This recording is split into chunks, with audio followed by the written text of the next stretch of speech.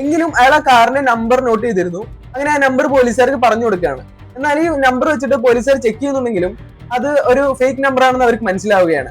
അങ്ങനെ ഇതൊരു ആസൂത്രിതമായ ഒരു തട്ടിക്കൊണ്ടുപോക്കാണെന്ന് അവർ ഉറപ്പിക്കുകയാണ്. അങ്ങനെ ഈ പോലീസുകാർ ഈ പ്രതികളെ തപ്പി ഇറങ്ങുകയാണ്. എന്നാൽ അവർക്ക് ഒരു തുമ്പും കിട്ടുന്നില്ല. ഇതിനോടകം തന്നെ ഈ കേസിന് നല്ല രീതിക്ക് മാധ്യമ ശ്രദ്ധ കിട്ടുകയാണ്. അതുപോലെ തന്നെ അടിയന്തരാവസ്ഥയ്ക്ക് ശേഷം ചാർജ് എടുത്ത മുറാർജി ദേശായി തന്നെ ഈ കേസിലേക്ക് നേരിട്ട് ഇടപെടുകയാണ്. എന്നാൽ പോലീസുകാർക്ക് ഈ കുട്ടികളെ ആരാണ് തട്ടിക്കൊണ്ടുപോയതെന്നോ എന്തിനാണ് തട്ടിക്കൊണ്ടുപോയതെന്നോ ഒരു വിവരം ലഭിക്കുന്നില്ല. അങ്ങനെ ഇരിക്കെ ഓഗസ്റ്റ് 28-ാം തീയതി 6 മണിക്ക് പോലീസ് സ്റ്റേഷനിലേക്ക് ഒരു കോൾ വരികയാണ്. ഡൽഹി ഔട്ടറിലുള്ള ഒരു കുറ്റിക്കാട്ടിൽ 2 കുട്ടികളെ മൃതദേഹം കിടക്കുന്നുണ്ടെന്നായിരുന്നു ആ കോൾ പറഞ്ഞിരുന്നത്.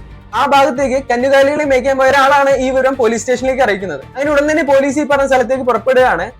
അങ്ങനെ പോലീസുകാർക്ക് ഈ കുട്ടികളാണെന്ന് സംശയം തോന്നുകയാണ്. അങ്ങനെ ഈ മൃതദേഹങ്ങൾ പോലീസുകാർ ആ കുട്ടികളെ മാതാപിതാക്കളെ വിളിച്ചിരുത്തി കാണിച്ച് ഉറപ്പുവരുത്തുകയാണ്. അങ്ങനെ പോലീസുകാർ ബാക്കി നടപടിക്രമങ്ങളിലോട്ട് കിടക്കുകയാണ്. ഇത് നടന്ന് ഏകദേശം 2 ആഴ്ച എത്തിയിട്ടും പോലീസുകാർക്ക് ഇത് ആരാണ് ചെയ്തതെന്നോ ഈ പ്രതികളെ പറ്റിയുള്ള ഒരു തുമ്പ് പോലും കണ്ടുപിടിക്കാൻ സാധിക്കുന്നില്ല.